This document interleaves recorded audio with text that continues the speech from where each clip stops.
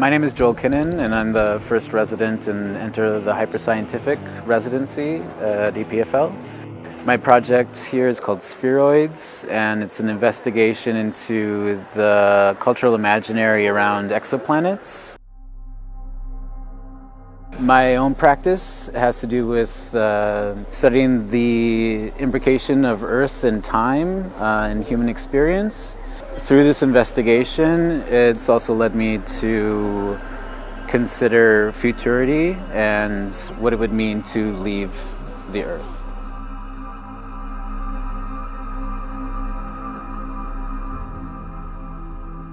When looking at exoplanets, you're ultimately looking for, is it possible for life to exist? And so that has led me to kind of this really geologically situated information. So first that came out of discussions with the Laboratory of Biostatistics and Physics. In those discussions became apparent that it's actually very possible for life to exist throughout the universe. It just takes the right conditions, and so I started to look at those conditions. That led me to this interest in a specific mineral called Olivine that's hyper-present in the Earth's mantle. It makes about 50% of the Earth. And so then I started to work with the Crystal Growth Lab in the Material Sciences Department to grow olivine from naturally mined olivine material.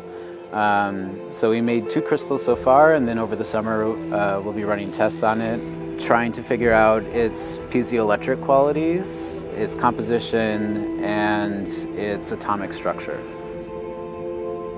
So being able to talk with physicists who are growing crystals for scientific experimentation, it adds a new depth and a new layer to a material that I'm familiar with, but ultimately there's a lot I don't know about it.